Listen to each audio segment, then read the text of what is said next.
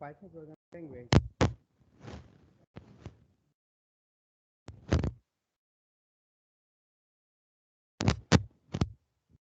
it is sometimes desirable to skip some statement inside the loop or terminate the loop immediately without checking the test expression. In such cases, we can use break statement in Python. The break statement allows you to exit a loop from any point within its body, bypassing its normal termination expression. This is a flowchart, like first entry, then condition. If it is true, then it go to body of loop. Then loop continues until condition is true. But once you want to break this loop, then end of loop.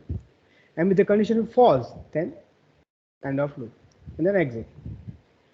As seen in the above image, when the break statement is encountered inside a loop, the loop is immediately terminated and a program control resumes at the next statement following the loop.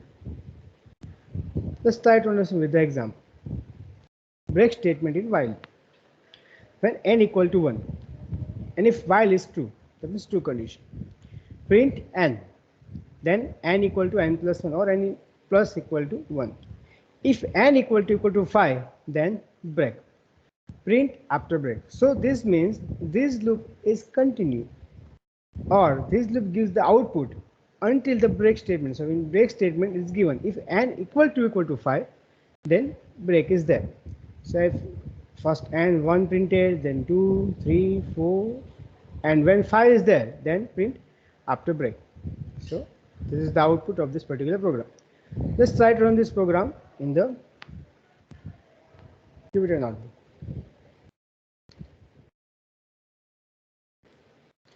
So n equal to 1, while true, print n. If n equal to 1, n equal to 5, then break, print after break. So this is the output that as we have discussed earlier.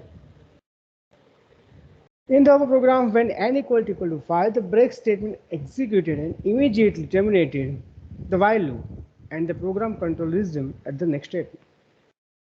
Now break statement in while. For str string in Python, if str equal to t, then it is break, print str, print exit from the loop. That is the printed. But whenever in the Python t is for there, then it's break the string.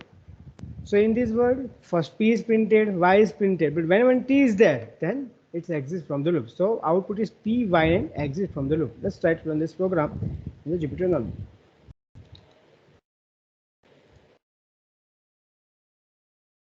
So this is the output. Next, Python continue statement.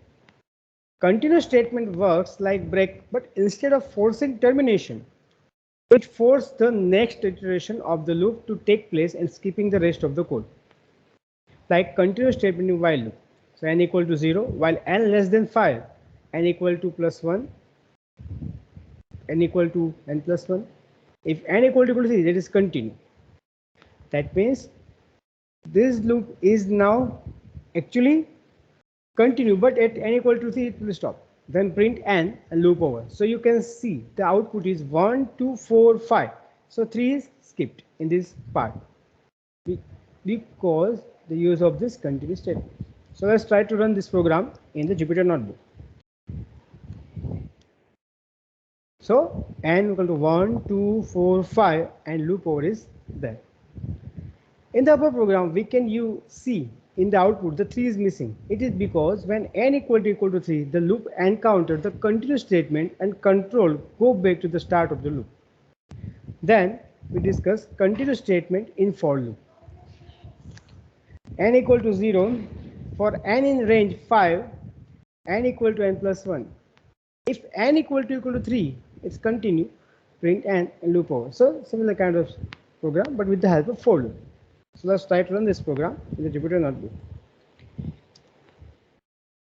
So 1, 2, 4, 5, 3 is missing. Same. This with the help of for loop.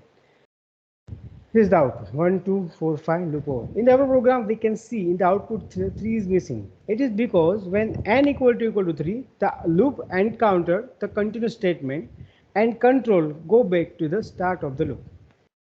Okay, so this is from this module. Reference is netinformation.com. Thank you.